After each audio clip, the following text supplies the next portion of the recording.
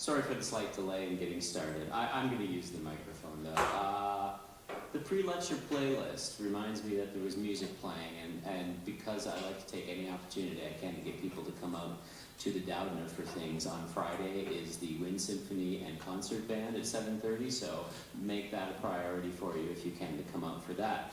What you heard at the end there, if you could hear it, and I'm not sure you could, was Tanya, and forgive my pronunciation, Douglas, Tahak. No, sorry. Tanya Tarak, an Inuit singer. She won the prestigious Polaris Prize a few years ago. It's just to remind us that Inuit culture is not something dead and gone, it's something alive and still vivacious.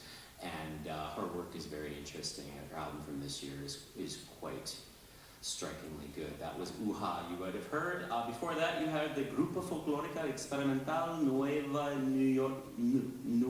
Yorkino, their song Anabacoa, and it's just a reminder that we are in the last days of Latina, Latino, Latina, Latinx Heritage Month. And there's a few more events to go, but also to remember that they have their Dios de los Muertos event gala coming up November 5th at the Grand Ballroom, I believe. So they make that a priority. That's a Saturday, I think, from 7:30 to 10. And before that, you heard a couple other songs, but the one you didn't hear, because you probably weren't here yet, was called Mother of Pearl from Roxy Music. And the reason I mentioned and we played that is because this is the 30th anniversary of the Phi Beta Kappa lecture series at EIU, which I think is a good milestone to celebrate. 30 years of lectures, not consecutive, we did have a pandemic in there, but 30 years of lectures at this university has brought an awful lot of great speakers here, and I really wanted to thank the Phi Beta Kappa Association for East Illinois, for East Central Illinois, and the work they do to bring, they have done over the past years. Past President Frank, past President Angela, and current President Susie are all here, and I'll let you talk about that if you wish. But I think it's something else. And the gift for a 30th anniversary is, of course, Pearl. So I played a song before you ever got here, and that's what I got you for your 30th anniversary. So I apologize for the lack of thought on that. But in any case, while I'm thanking people, I certainly wanted to thank Alan Picaro for his lovely poster. Always good work, and my poster semiotics moment for the pre-lecture time is to point out, of course, that what you see there is a version of the flag of Nunavut, the independently governed area of the Inuit in northern Canada, and I just wanted to point that out in case you weren't aware of what that image was. And thanks to Alan for putting that together for us. Also on the poster, and as my mnemonic device, you will note the other sponsors of this event, not least of which is the Redden Foundation at the university here. The good people of the CLA Dean's Office, Dean Bodenkessen, and I see that the Associate Deans are both here.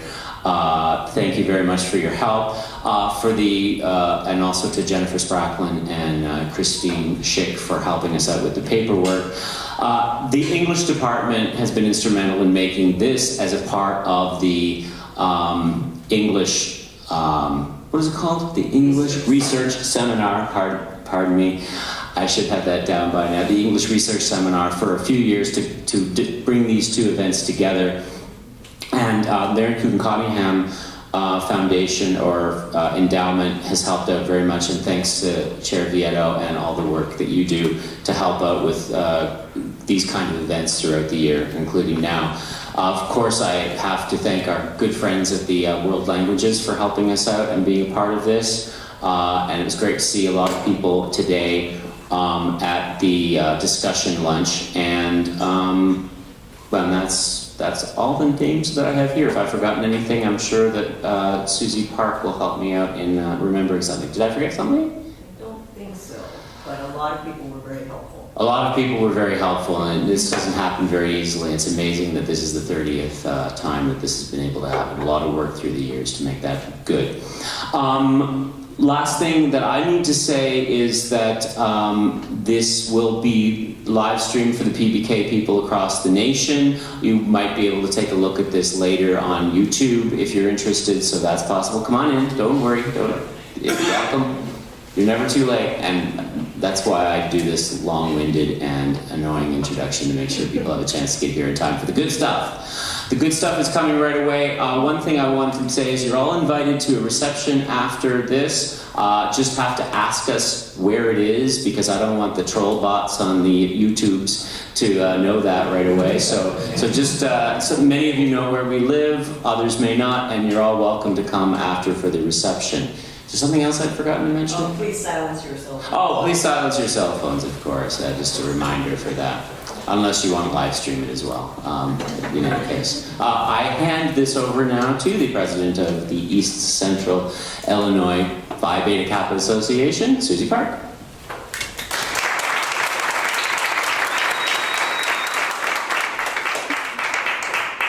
Thank you everyone for coming tonight. I know it's a very busy time and we respect your time. This is a very important event. Welcome to the 30th Phi Beta Kappa Fall Lecture. My name is Susie Park. I have the great pleasure of serving as a Phi Beta Kappa National Senator and as the president of the Phi Beta Kappa Alumni Association of Central Illinois, housed here at Eastern Illinois University, started by Frank McCormick, who is here tonight.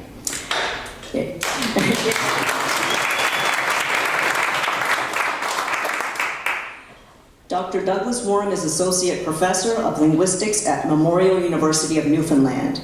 Much of his work has centered on Rigolet and Inuktitut, and working directly with communities on the revitalization of these languages in communities in Labrador.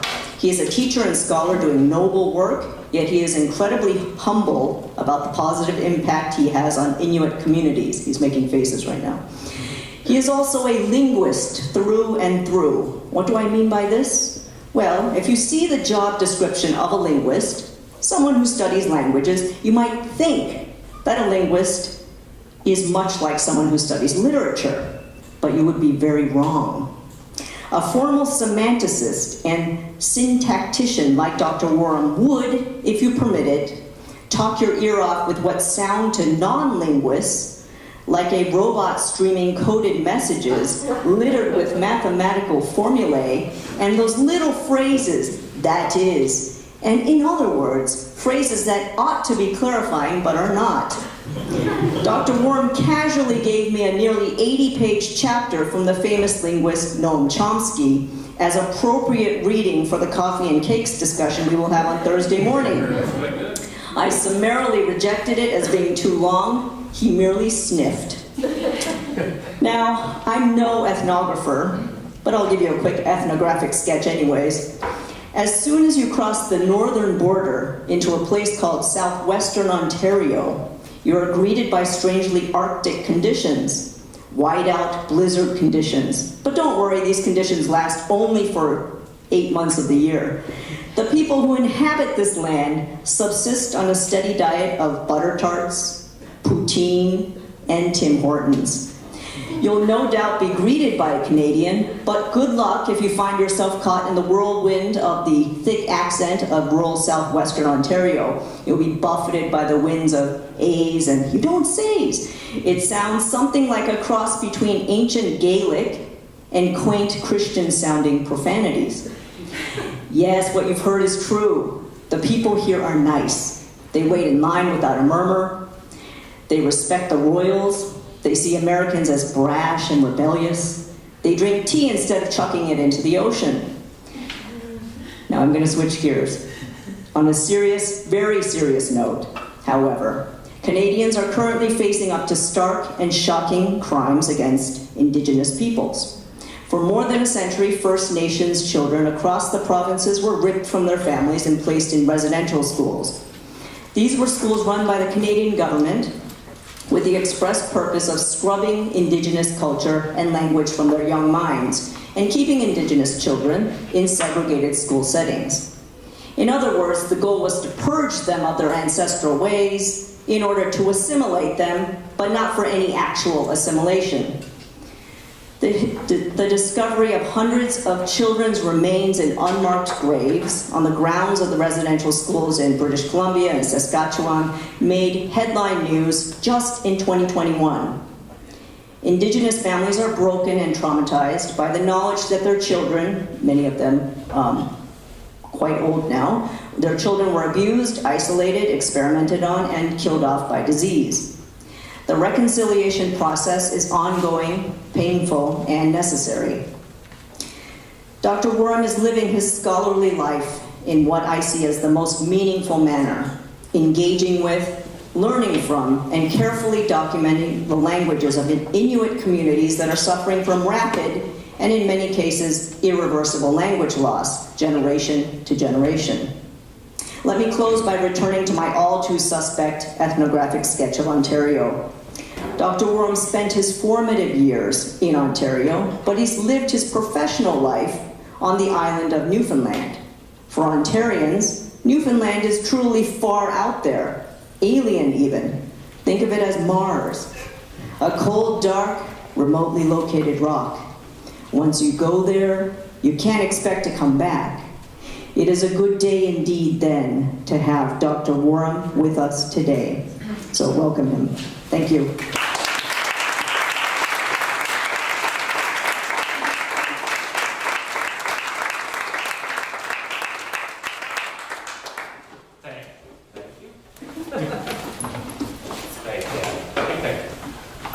I do have to correct you a little bit on this because the art history is fantastic. That's actually the flag of Uðâlagasuanik, which is an Inuit region, or four main Inuit regions in Doudna, which is Inuit land in Canada. And that's the region that I work in, and I'll show you a map in a few seconds. Yeah. So they use, that's an Inuksuk. They actually use a different Inuksuk in Nunavut, which is one of the other Inuit lands. But yeah, who did the artwork? Amazing. Here? Yes. Okay. I have been given to understand that if I'm still talking in 30 minutes, a large hooked cane probably attached to Susie will swing out from here and pull me off drag me off the stage, so I'll just get going.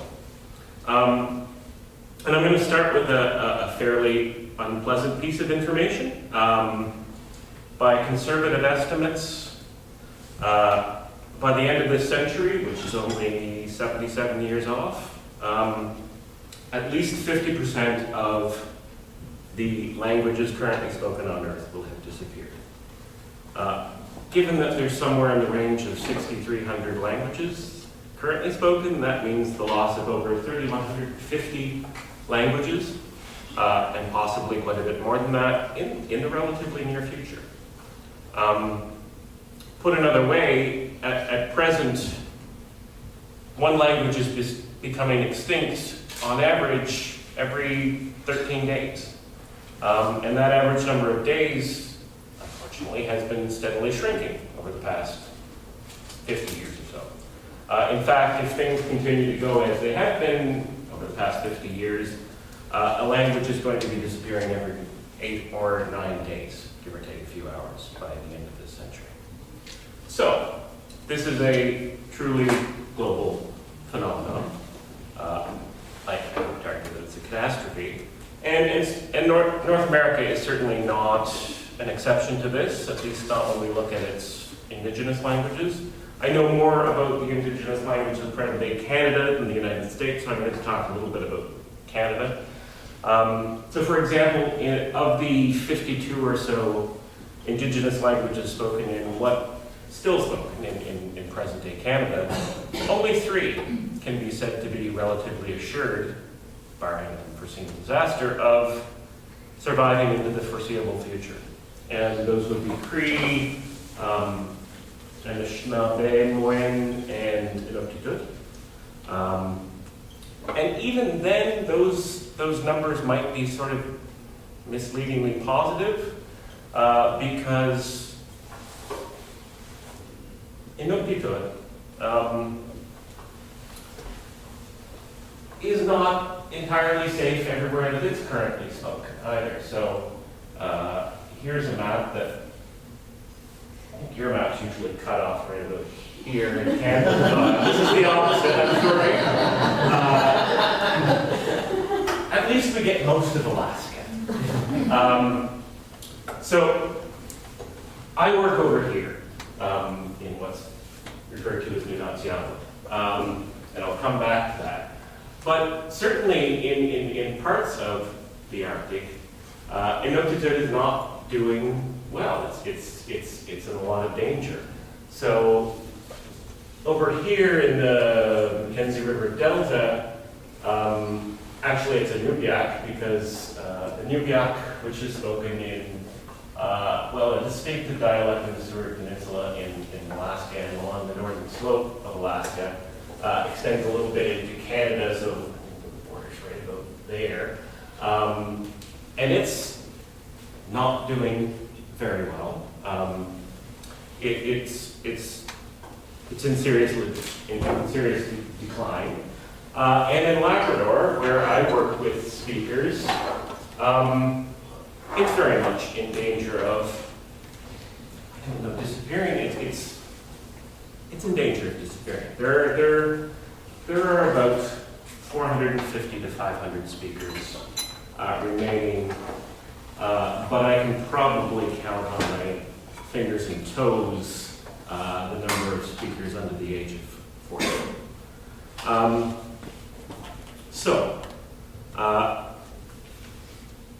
While Inuktitut might seem safe because it has a fairly large number of speakers, it's not safe everywhere. So even the fact that Inuktitut is safe is a little bit, to say that Inuktitut is safe is a little bit misleading because it's not safe everywhere. Fairly recently, we have seen the permanent loss of a very distinctive subdialect of Rigolet, Inuktitut, which is, it's not the greatest map, but spoken right about there. The southernmost Inuit, with the death of Susie Norton in 2017. These are that's me, cut myself off. These are the last three perfectly fluent speakers of Rigolet Inuktitut. And Phyllis and Hubbard both died in 2013, and Susie died in 2017. So that dialect has disappeared. And it's sometimes asked, sometimes genuinely, and sometimes rhetorically, why we should care if these languages, or any language, were to disappear. Put another way, if a language were to become dormant, and it is, what is, and they are, on a less than bi-weekly basis, what would be the consequences? So today, I'd like to, admittedly, just barely, touch on two of the consequences. And I don't mind giving away all of it here at the beginning. Yes, we should and we must care if any language disappears, and there are substantive and measurable reasons why we need to do so. In a sense, the two reasons that I'm going to talk about today look like they couldn't be more different. They are very different sorts of reasons. Ultimately, though, I hope that I can show you by the end that they kind of do boil down to similar things. And where I'm going to start is from the perspective of cold hard science. So where I'm going to start is certainly not the most important reason that I think that we should care. There are lots of reasons that I think are more important, one of which I'll talk about next. But it's maybe not a terribly obvious reason, at least for those people that aren't linguists. And, Let's face it, most people, and this is probably for the best, as Susie suggested, aren't linguists. So there's some virtue in talking about it, because it's probably something that a lot of people wouldn't think about. So there are at least two realities of human language and human languages. Universality and diversity. So the first one, universality. At their core, every human language, be it Inuktitut or Diné Passat or Navajo, English name, or Arabic or Quechua or English or American Sign Language, any language, doesn't matter. Every language shares certain fundamental properties with all other human languages. So linguists of a certain ilk, of which I am one, sometimes call those shared core properties the biological basis of language. So this would sort of be the skeleton, as it were, of linguistic knowledge that every child is born with, and that sort of forms the basis, given simple exposure to the language is going to form the basis of the language or the languages that the child is going to acquire. That's a substantial claim, right? That the claim that certain aspects of language are essentially hardwired into the human brain. It's not a claim that you should automatically accept. Many linguists who look at language and languages a lot take it as obvious because there's actually substantial, the evidence for it is quite substantial. I can't pile on the evidence right now, but I'd like to give you a quick example to try to convince you to at least entertain the claim. So, yes. Oops.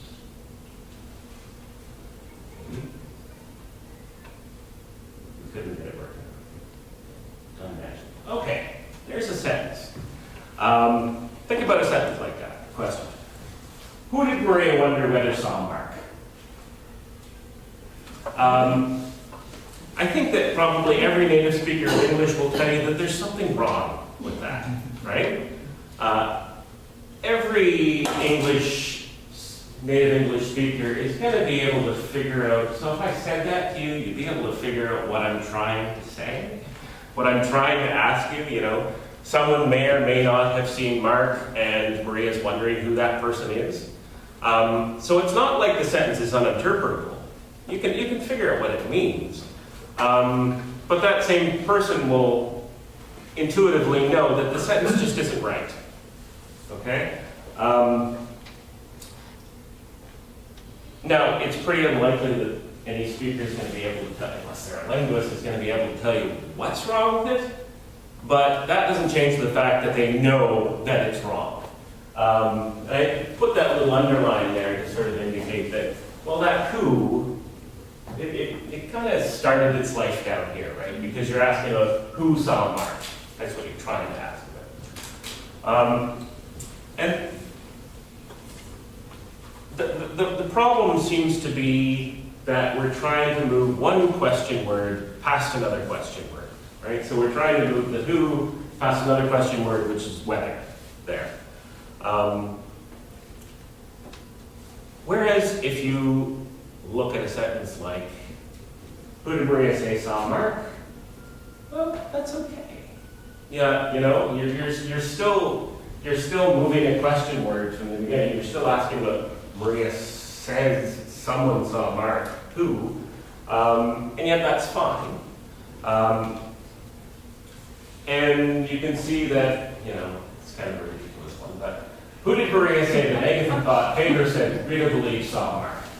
It's a little bit hard to parse, but it's actually perfectly grammatical. Like, you're not going to go, huh?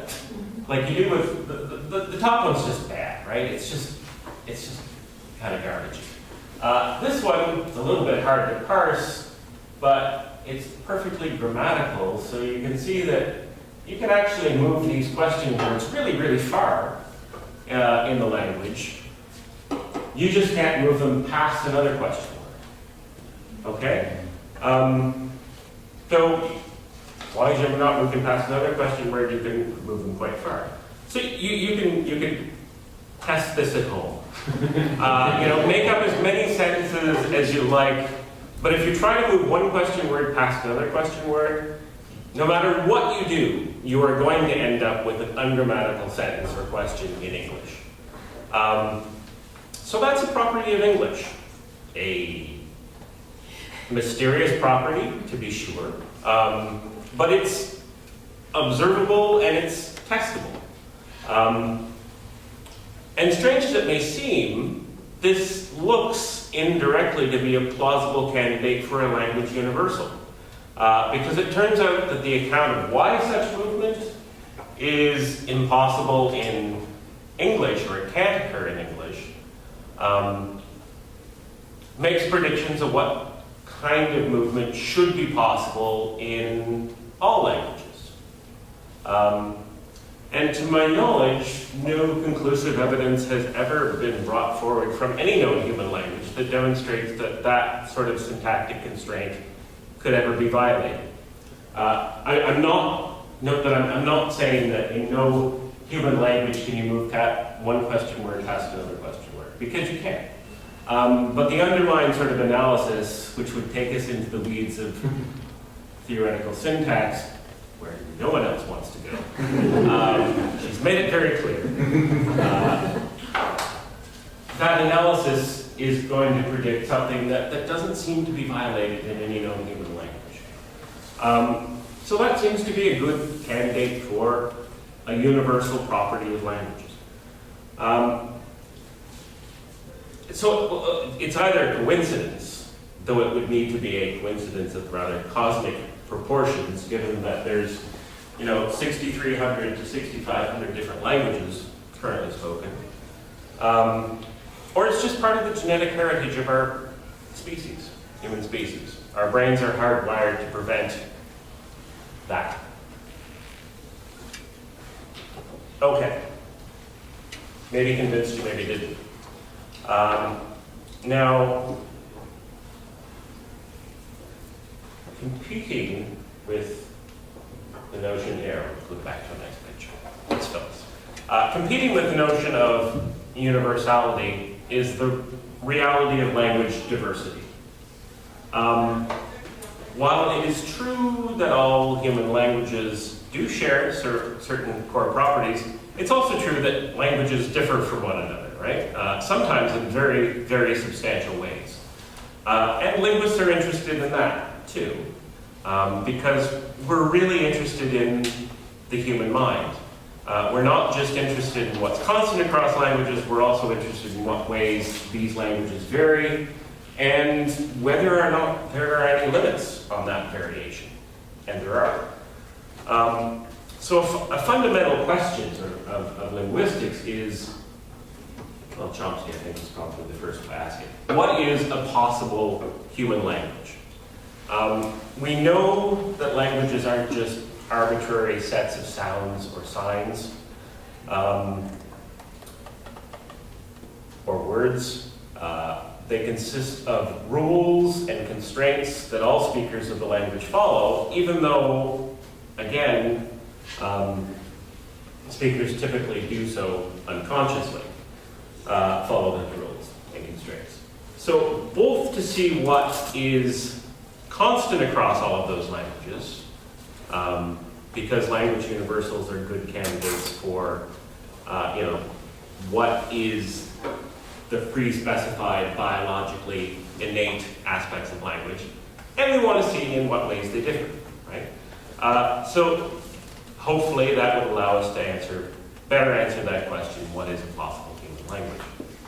So how can we look at the properties of language or languages?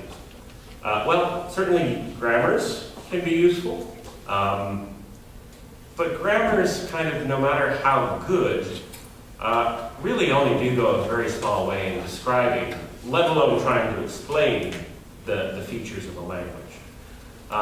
Because there are all sorts of little details about languages which together add up to a whole lot of information that just no grammars ever pick out. you know, for example, we just saw one, right? If you're a native speaker of English and I say something like, who did Maria wonder whether likes Mark, you immediately know that there's something wrong with it, that there's something un-English about it. Well, you certainly don't observe the ungrammaticality of sentences like that in any descriptive grammar of English. No descriptive grammar of English is always ever going to tell you these things are bad. Don't do it. Nor certainly is its ungrammaticality or the fact that you judge it to be not right anything that you're ever explicitly taught. You know, no parent ever goes to a child and says, you can't put one question where you ask another question. Stop it. It just doesn't happen. Yet again, every single native speaker of English intuitively recognizes that question and ones like it are ungrammatical or ungrammatical in their language. And again, that's one example, but every language is full of little details like that. Little facts about the language that every native speaker intuitively knows, but will never, ever appear in any descriptive grammar.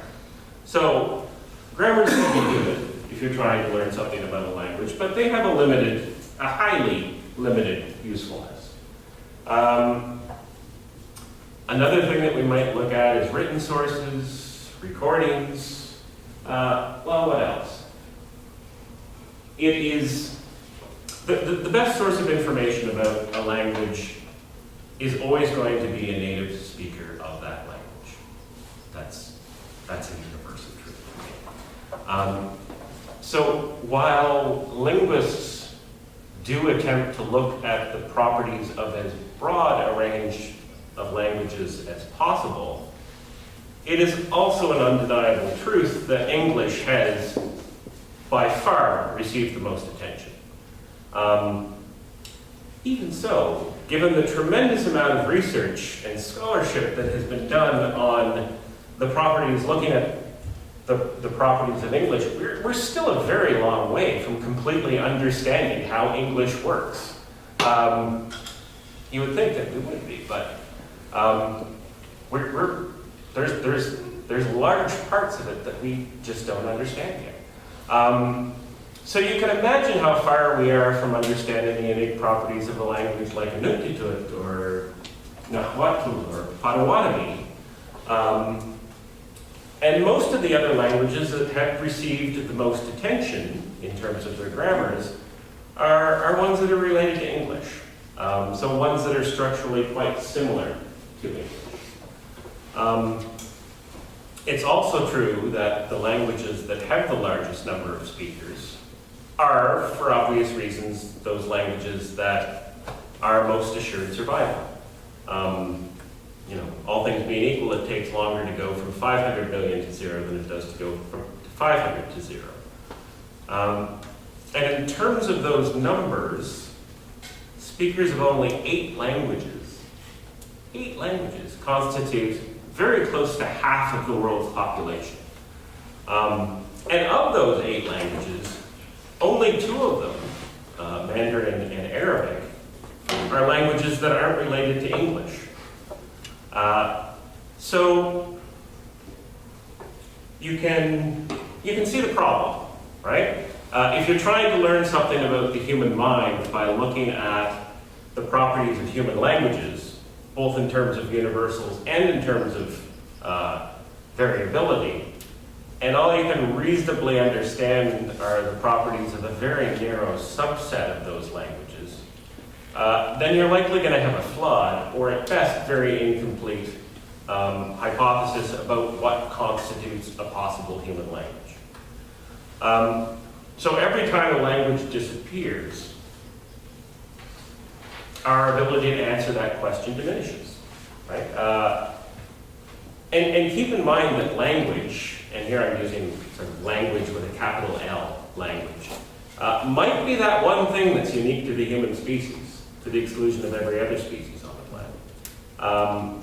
if that's the case, then every time a language disappears, our ability to partially answer the question of what it means to be human is also partially diminished. So, that's one reason that we ought to care about language loss. Again, I don't know, I don't even think that it's one of the more important reasons, but it is a reason. In one sense, since I'm a linguist, it's a greedy reason. Language loss diminishes the ability of linguists to do their work. If that's it, then it's a tremendously selfish reason. But I think it's far more general. Language loss diminishes our ability to understand the human mind. So language loss diminishes the potential for accumulating further human knowledge. Okay. Another argument. More immediately, language loss diminishes human knowledge. Full stop. My first reason for saying that we need to care if any language becomes extinct has to do with looking at language as a real object of scientific inquiry. And that's fine, but of course language is much, much more than just a grammar. Undeniable is the simple truth that language embodies the intellectual wealth of the people who use it. It's partially true, not entirely, but partially true, that language is a reflection of the way that speakers of that language understand and interact with the world. So language plays a special and unique role in culture. It's unique because it plays actually two roles, at least two roles. So first, language is part of culture, right? There's the obvious ways in which that's true. You know, many forms of verbal art. This is stuff that Ken Hale has said for a while. You know, like poetry, song, verse. They crucially depend on the properties of the language in which they're being created in. So in these cases, the art couldn't actually exist, could never have existed without the language there first. In general, literature, particularly oral literature, couldn't exist without the language. Then there is the sort of less obvious ways, where one's language and one's way of understanding and interacting with the world, I think that's culture, are bound so tightly together as to be inseparable. So language is unique in this respect because it's also the principal means by which culture is transmitted. So it's part of culture, but it's also the principal means by which culture gets transmitted, both across a group, across a geographical space, and probably most critically, across generations.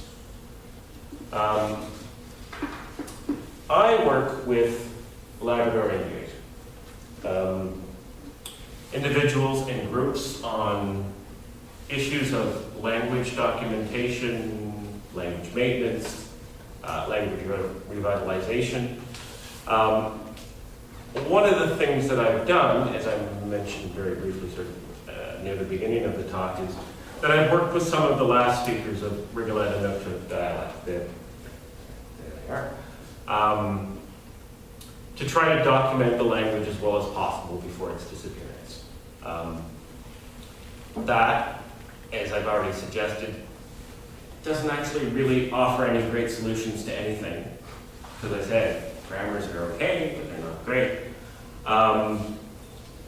But it is, and it was in this case, I think, the very, very least that the language was owed. And I would like to tell you something about one of those speakers, Hubbard. Here, I can get this to advance. Yeah, there's Hubbard. Hubbard Palliser. The late Hubbard Palliser. Hubbard lived largely off the land. He fished, he maintained a few trap lines, and he got seals. Certainly compared to many Inuit, Hubbard subsisted on a relatively small area of land, maybe about 25,000 acres, and a lot of that was water.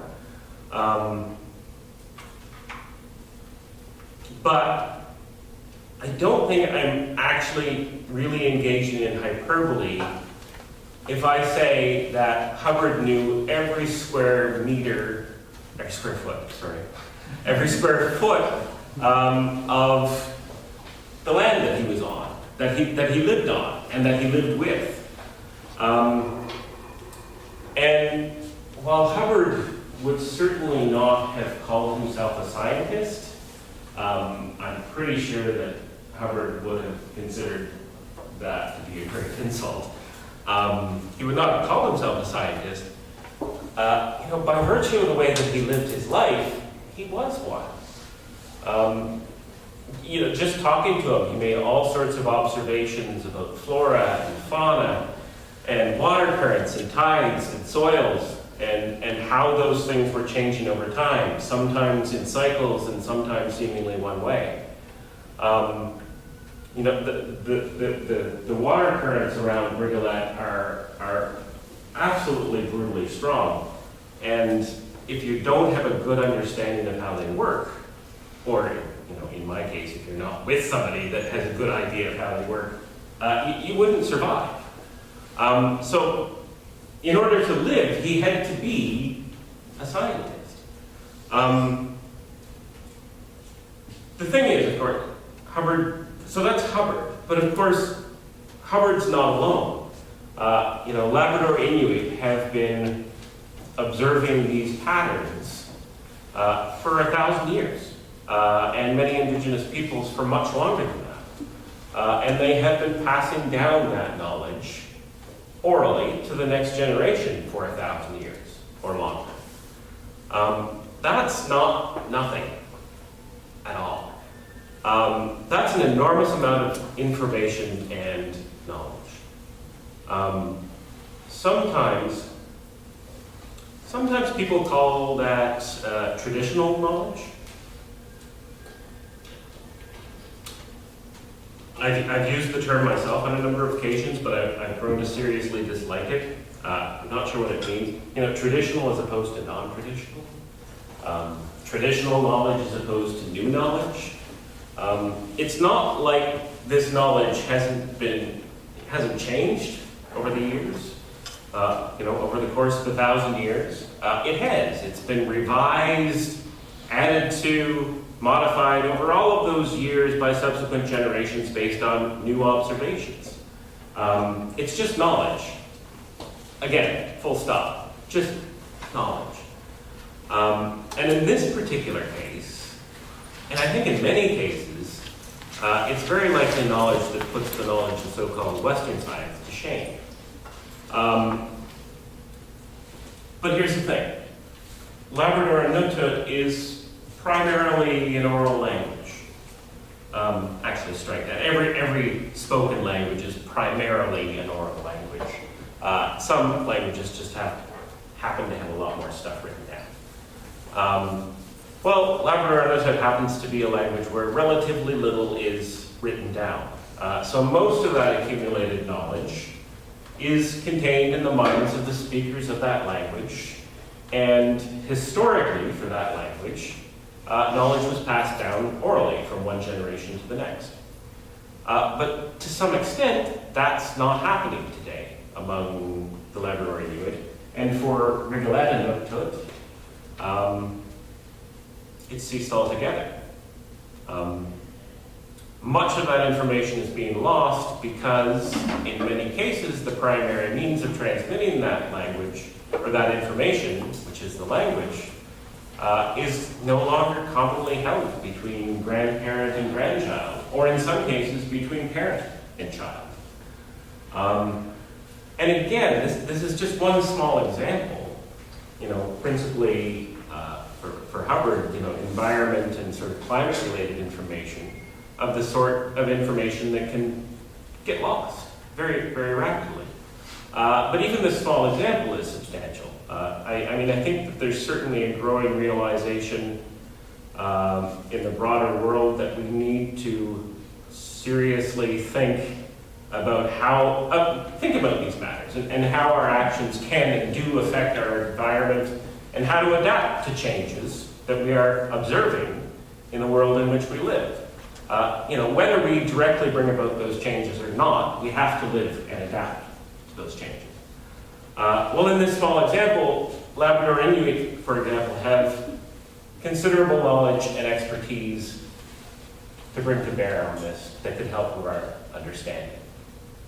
Taken together, all of the examples add up. It is clear and it's obvious that we have not been paying enough attention to Indigenous voices on a number of issues. Hubbard's was just another voice in a language that's no longer spoken, and maybe that just makes it all the easier for us to ignore what he was saying. And I think that we do that at our peril. So when we again express the simple truth that language embodies the intellectual wealth of the people who use it, it follows that the loss of any language constitutes an incalculable loss to humanity. We are impoverished in a measurable way every single time it happens. And again, it's happening very rapidly.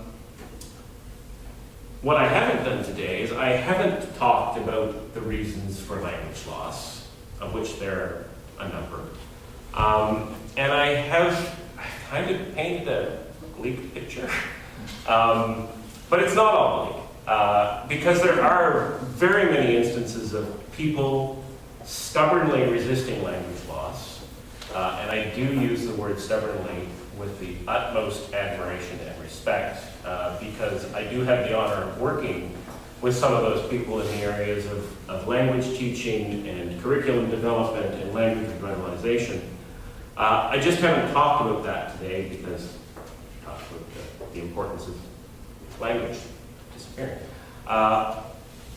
But I do hope that I've left time for some questions and discussions, if that's what people would like to talk about. So let me very briefly summarize what we've sort of come to at this point. No cane yet, and I don't see. Language loss diminishes our ability to understand our past, and by extension to understand our present. And it diminishes our ability to understand our future. As an academic, that concerns me greatly. As a human, as a member of a species that is supposed to be characterized by a natural curiosity about ourselves and our world, that bothers and scares the hell out of me. Thank you.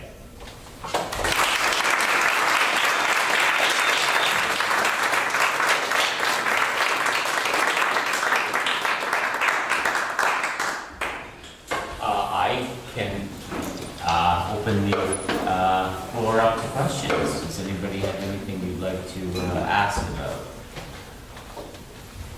Whether it's on the content of the talk tonight or about some of the work that's going on to try to revitalize languages. Yes. I was surprised that you could identify the last three speakers of a particular language, because it seems like there would be lots of others who would at least know parts of it. And yeah, so completely fluent in and willing to use it as well. That's an important part. So willing to produce it as well. So yeah, it's there we are. And in fact, these three speakers all lived in different places. So they actually hadn't been able to, Phyllis lived in Northwest River, which is in Labrador. Hubbard outside, sort of off land, outside of Brigolette. And Susie Norton lived in, what's it called? Overland Park Kansas. Just outside of Kansas City. So yeah, I worked with Susie Norton's older sister, Mary Adams. And she had asked me, I'm probably not going to come off looking very good in this story, but that's fine. She had asked me over the years many times if I would help her to document her language, because she knew, she was very familiar with how many speakers were left. And I said no to her many times, because I'm trained as a formal semanticist and syntactician, and not as I just thought, I don't know how to do it. And I'm still not sure that I know how to do it. I've made a tremendous number of mistakes, but I plugged through, and people helped me.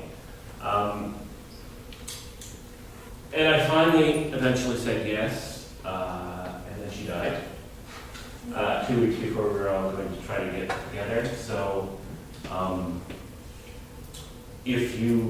I had promised Mary that I would do it, and if you ever met Mary, death would not prevent you from keeping a promise to Mary.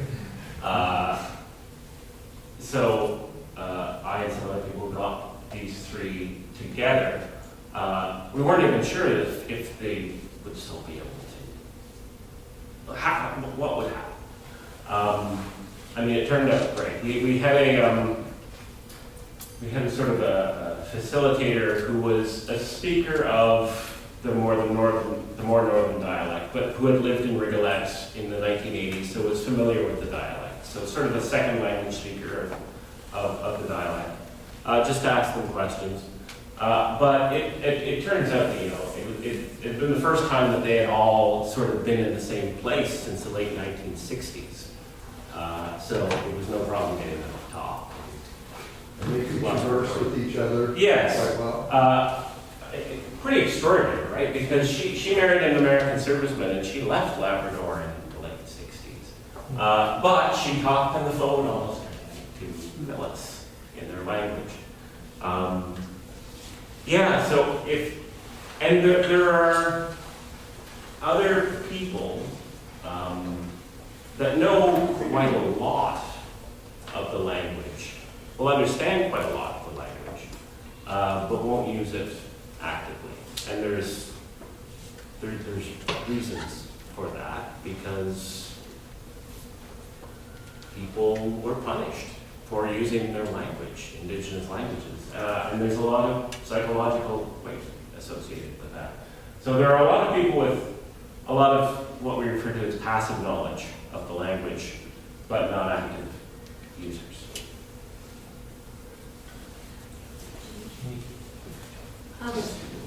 I'm really interested in the word fluency and how you're using it. And I too was blown away. 3 people, it's kind of breathtaking.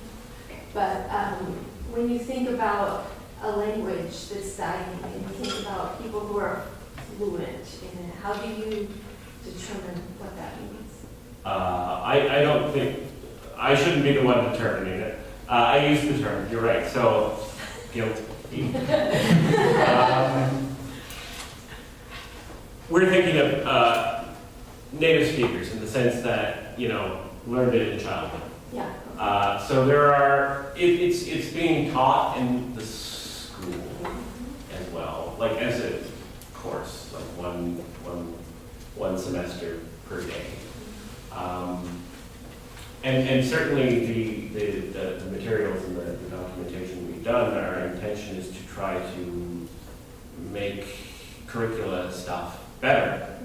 But yeah, when I say fluent, I mean perfect speakers.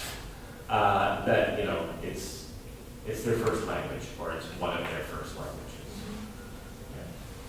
But I don't know exactly where the line of fluency. I I'm interested in, do they have children? Did their children speak it at some point and then stop because of some of the...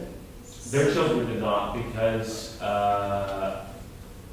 they were, well, because their children, residential schools, the residential schools for both these. Yeah, I mean, this is what Susie talked about. Canada is coming to terms with a fairly horrific history, and it's not something, and it's painful, and it ought to be painful, but it's not something that's going to be resolved in the next year or 10 years or 20 years. It's a long-term project. I lost track of everything. Chris? Yeah, I have a question about, with the language that you studied and they spoke, Yeah. would that be adaptable readily to sort of a 21st century life? I mean, if enough people spoke it, Yeah. do you think that it would adapt to sort of the world we have today, or is it really kind of grown around the natural world and the Yes, culture? I do. And in fact, I think any language is capable of doing that. But I think that Inuktitut is actually particularly good at adapting to new things because of the way the language works, that you can build new words from stuff. English just tends to either steal a word from another language or coin something new that has nothing to do with anything. Google, it's a verb. So yeah, it's perfectly adaptable to, and in fact, there's in Nunavut and Nunavik, which are Inuit lands where the language is much more healthy. Just like probably in Washington, D.C., there's teams of technocrats making up new words for all sorts of things. There are such governmental organizations in Nunavut and Nunavik as well that, it's pretty easy to come up with new terms in a language like Nunavut for anything new that comes along. I think that any language that still exists is capable of adapting to. I'm interested in your evolution as a scholar. So you talk about being hesitant initially. Oh yeah. How has this sort of changed the arc of the work you do as an academic? I know we have graduate students here who might be interested in how careers evolve. How has this transformed your approach to the classroom or your approach towards research and or sort of maybe you as a person? Because I think that's also part of the story, right? Yeah. That's a tough question, really.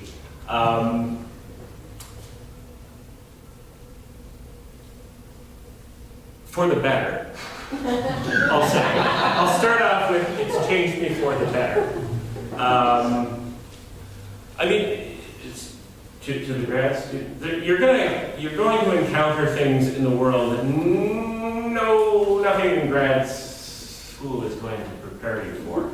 So I remember the first time. One of the things that we were working on is expanding. It's called Uਧâlagasuanik.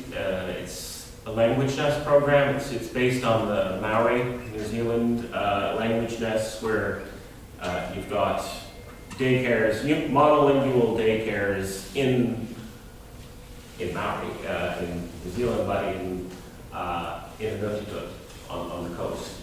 And they exist, and we're trying to, get a few more kids into it because there were like 3 kids. It was capped off at only having 3 kids at a time. So we wanted to have a couple more, which involves all sorts of things, which involves provincial governing things. So I remember sitting across from a provincial bureaucrat arguing about, you know, an additional square meter of toilet space in order to get 2 more kids into this program, and it was like you could argue with a wall, right? That's how far I was getting,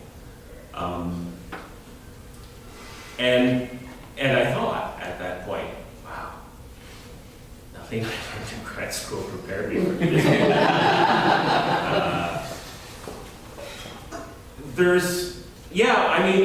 I think that I probably always had a more community-minded research approach than some people. But that's flipped. I mean, I'm not interested in doing research with the community unless the community has really chosen to do that at this point. Because I've come to the realization that I do not know what is best for these communities.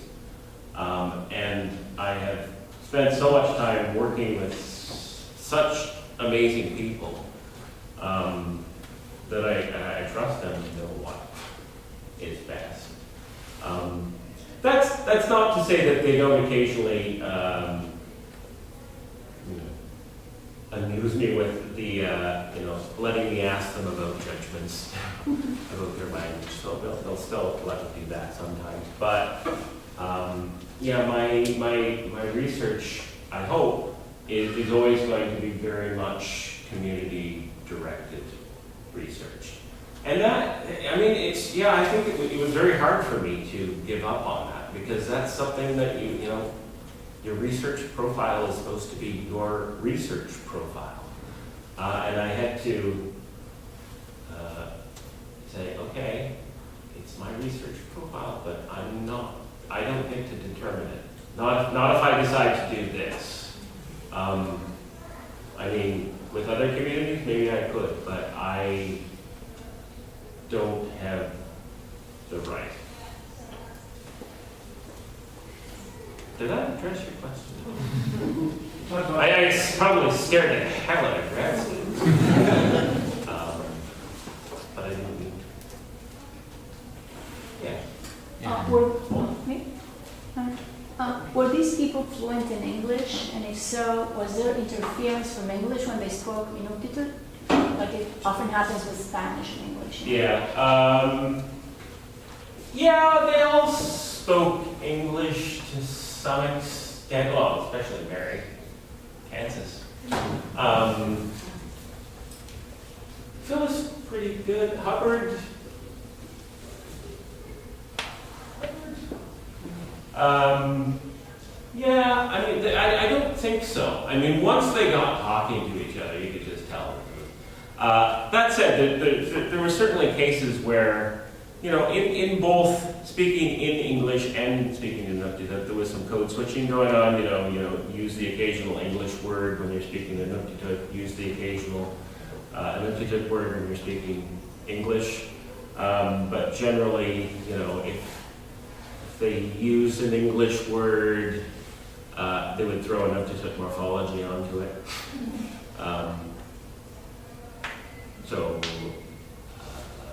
If they happen to use the verb like visit or something like that in place of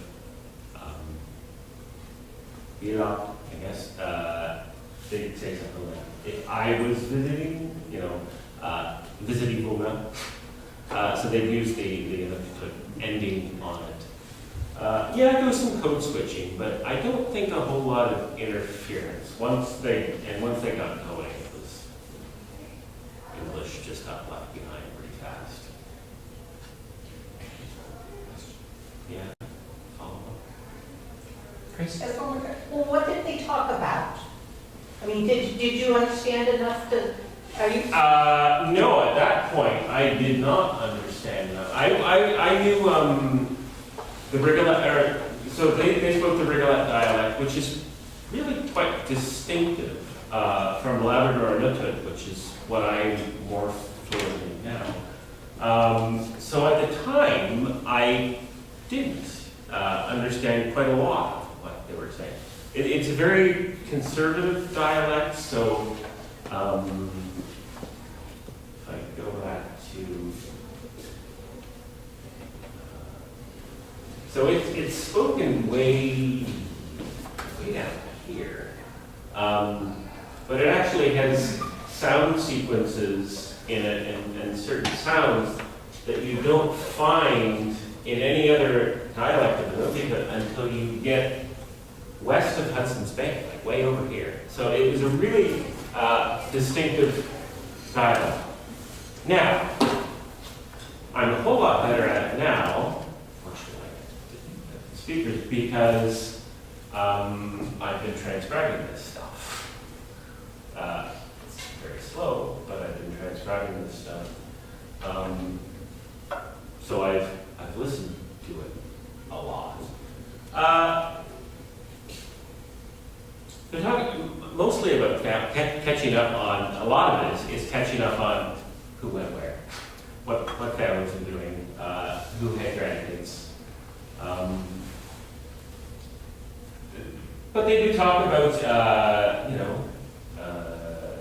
the last time they all saw one another, what they did, just the other, the second language speaker was asking them some specific questions about, where did you track when you were with your parents? And so there's lots of information in there about where the trap lines were, about where the seals always used to be better, where there used to be walruses, but now there aren't any. They talk about everything, just stuff, which is nice, which is kind of what we wanted. Again, it's not a great solution, but it's kind of the best that you can. It's the very least that these languages deserve, if they're on the verge of disappearing, is to at least have some natural speech recorded. It could have been more sort of formal type situations, but we wanted it to be as natural as possible. And again, when you're down to the last three speakers, they're probably not as fluent as people used to be. Because simply, they simply, you don't have that many people to talk to. So when you're talking in your language, you're talking to yourself a lot of the time.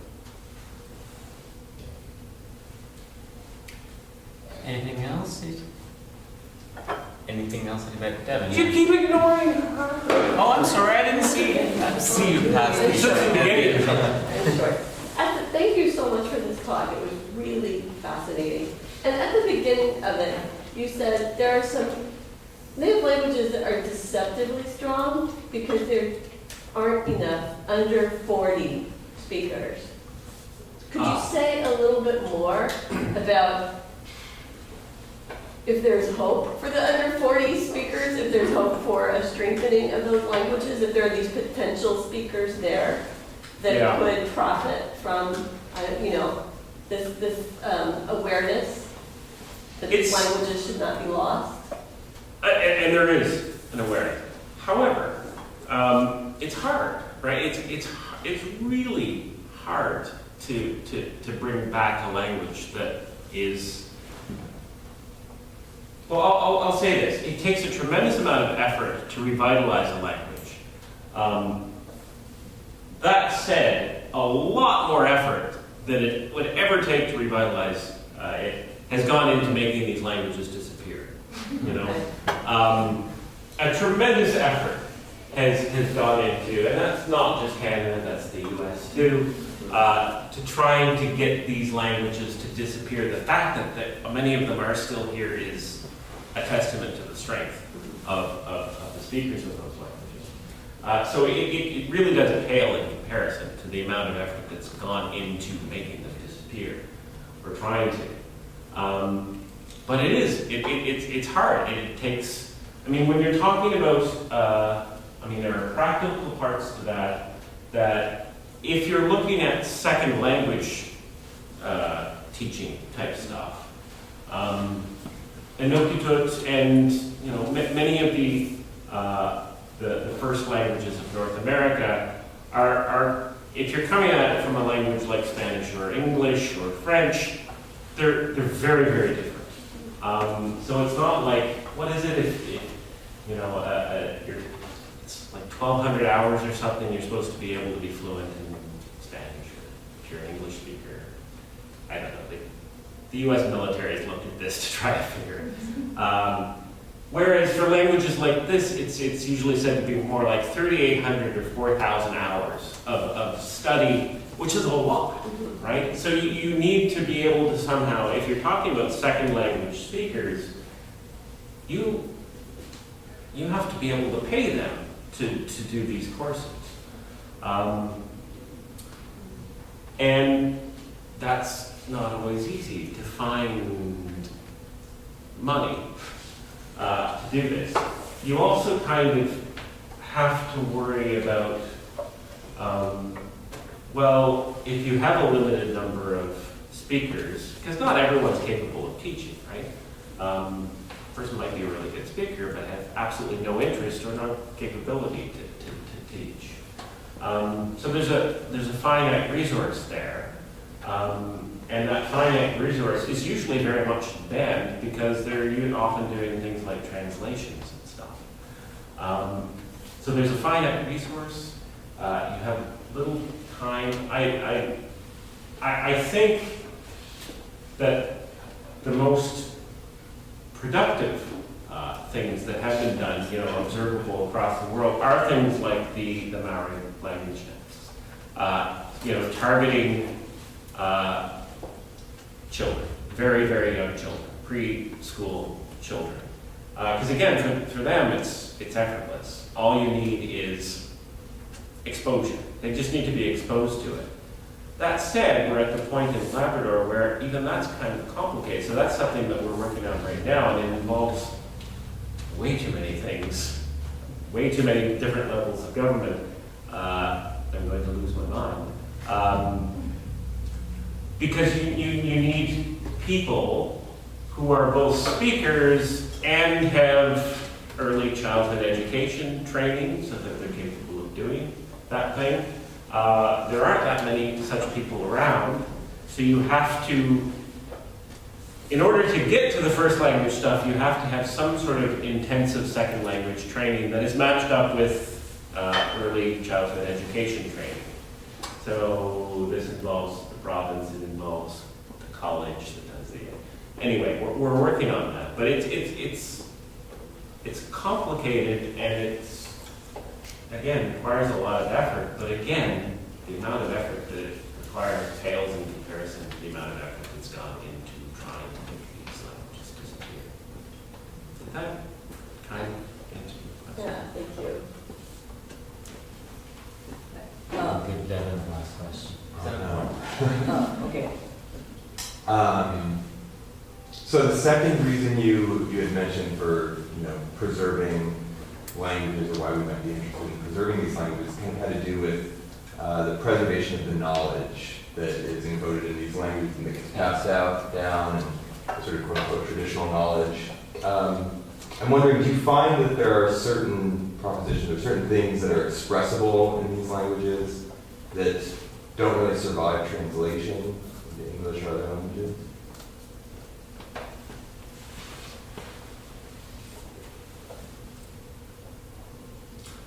I think that I'm not qualified to answer that. I think that the only person who could answer that would be someone that is really a first language speaker of, or a near first language speaker of something like English too. I think that, as a linguist, I would say everything's translatable. But that doesn't mean that it is being translated. I think that ultimately everything probably is translatable, but so much of it is not being translated. And not passed on to kids simply because, I mean, there's a lot of weight associated with, parents that don't speak now. There's a lot of parents that don't speak Inuktitut, and they have a lot of guilt about not passing it on to their kids because their parents spoke Inuktitut. And then the grandparents might be around, but they don't use it with the grandkids either because they have this guilt associated with not having, they made a conscious decision to not use the language around their kids and only use English because they didn't want their kids to go through the crap that they had gone through for using their language. But there's still a lot of weight associated with that. So it's really complicated.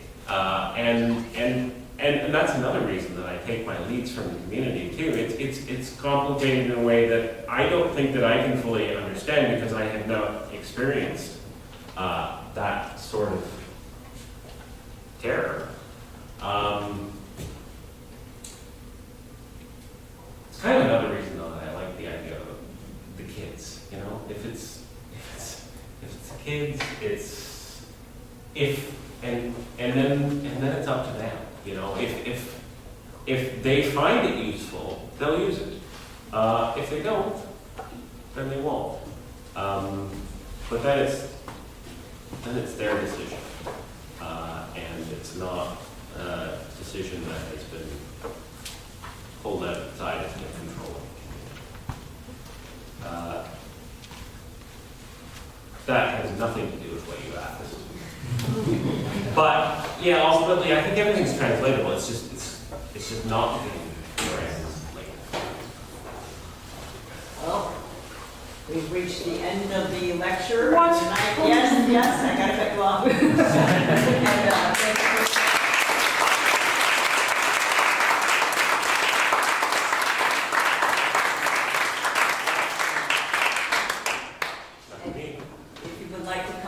reception. There'll be lots of free food. Lots of opportunity to ask more questions. Yes. Lots of food. We'll be Just come ask merry about where to go. and